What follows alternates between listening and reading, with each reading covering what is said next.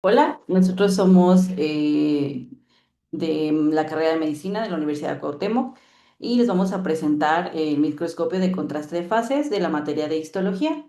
Mi equipo está conformado por Joana, Carla, Vanessa y su servidora Paulina.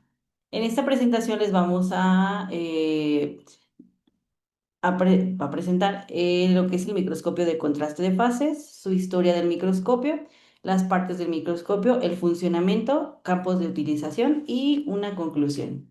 Les voy a hablar un poquito del microscopio de fases. El microscopio óptico ha sido una herramienta esencial para el desarrollo de las ciencias naturales que permite la ampliación de estructuras no visibles al ojo humano. Desde su innovación, pues nos ha ayudado en bastantes avances a la medicina y en varias disciplinas.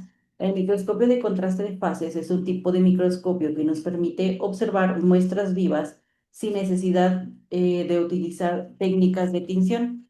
Esto significa que nos va a ayudar a aumentar el contraste de partes claras o oscuras en células que no se van a colorear, siendo ideal para células muy pequeñitas o aisladas. Este tipo de microscopio de contraste de fases se considera una herramienta fundamental para facilitar el proceso de estudios dinámicos y nos puede ayudar en la división celular, el movimiento de algunos orgánulos o la fagocitosis y movilidad bacteriana en tiempo real. Historia del microscopio de contraste de fase. Es un tipo de microscopio que permite observar muestras sin necesidad de recurrir a técnicas de tinción. Durante los años 30, el físico neerlandés Fritz Zernike desarrolló el principio de contraste de fases, lo que hizo posible obtener imágenes de muestras sin modificarlas químicamente. Sus primeros trabajos se centraron mayormente en telescopios astronómicos, y mientras estudiaba los defectos producidos en rayas y difracción, descubre este principio. Debido al espaciado imperfecto de las nebulas grabadas, Cernico observó que la luz que atravesaba distintos materiales transparentes sufría pequeñas variaciones en su fase, es decir, en la posición de las crestas y de las valles de onda. En este principio, la onda que pasa por la muestra se combina con otra onda de referencia que no atraviesa la muestra y cuya fase permanece constante. Y gracias a estos patrones descubiertos a mediados de esta década, Cernic construye el microscopio, lo que le permite obtener imágenes por este medio en lugar de depender de la absorción de luz. Este hallazgo permitió la obtención de imágenes de estructuras que normalmente serían invisibles, como organismos vivos o células sin necesidad de teñirlas. En 1953, Cernic recibe el Premio Nobel de la Física por su descubrimiento. Bueno, hablando sobre las partes del microscopio, el microscopio de contraste de fases en estructura es muy similar a un microscopio convencional de campo claro, pero tiene algunas modificaciones tanto en los objetivos como en el condensador. Hablando sobre las partes como tal, pues son los lentes oculares que se encuentran en esta parte, que es donde se ven las muestras por donde nosotros las vemos. El regulador de distancia interpupilar, que es donde se encuentra en el cabezal y es el que ajusta a conforme nosotros lo necesitamos. El brazo, que es de donde se sostiene pues, para moverse, y el revólver, que es la parte giratoria donde se encuentran los objetivos.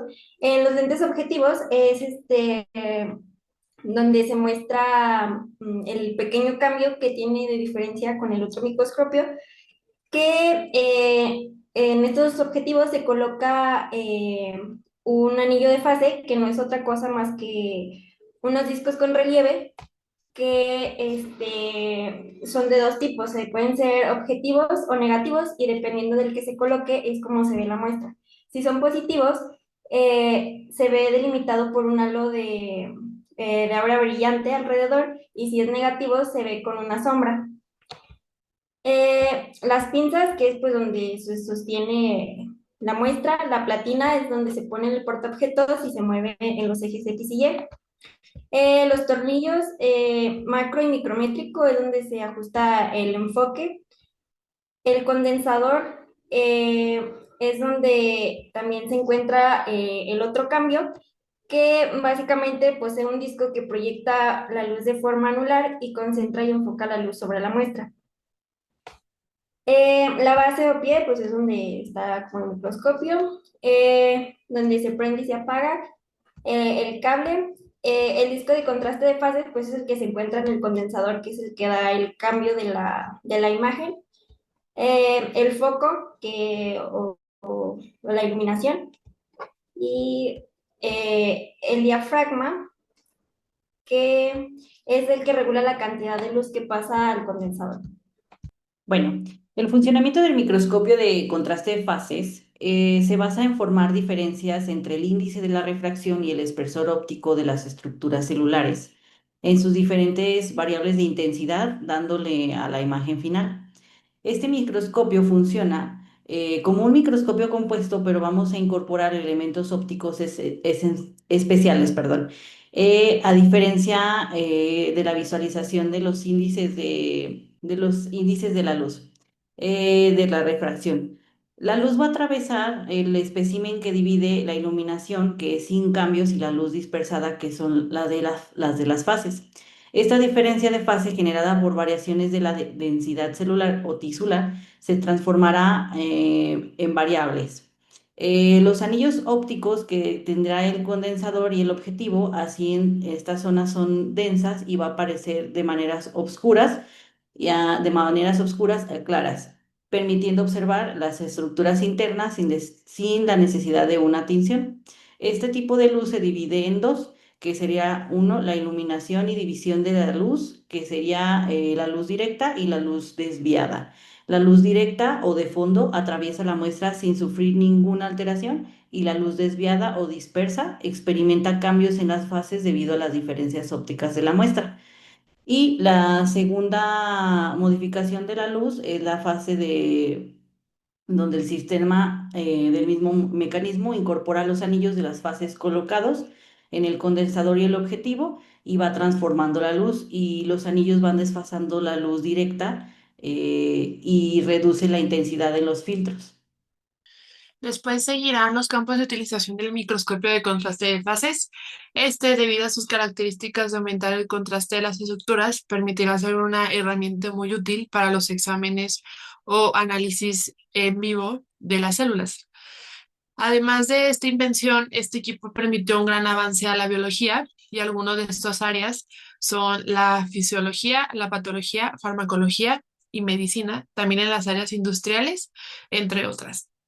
En el área de la fisiología, permite observar estructuras celulares en tiempo real, así como los movimientos intracelulares o actividades de organelos, la división celular y el análisis de la respuesta a las células físicas o químicas. En la patología se utiliza en muestras o análisis biológicos, así como sangre, orina, líquidos cefalorraquídeo y secreciones. Además, ayuda a detectar células anormales, bacterias o algunos protozoos. En la patología tumoral, que es la principal, se utiliza para ver células de enfermedades o de tumores si estos sean más compatibles. En el área de la farmacología, se estudian las células vivas que reaccionan a fármacos diversos, midiendo su toxicidad, morfología hasta la muerte celular. Además, nos ayudan a evaluar los antibióticos o los antivirales. En la medicina, es un diagnóstico rápido de enfermedades bacterianas o parasitarias en los fluidos corporales. Esta evaluará los espermatozoides vivos para ver su reproducción, su movilidad y su morfología, y además nos ayudará en cultivos celulares médicos.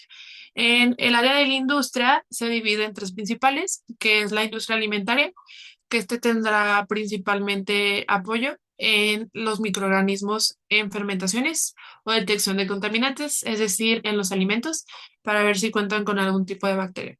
En la biotecnología seguirán los cultivos microbianos y células en proceso, y en el control de calidad nos ayudará a identificar contaminantes celulares o microbianos en los farmacéuticos o otros.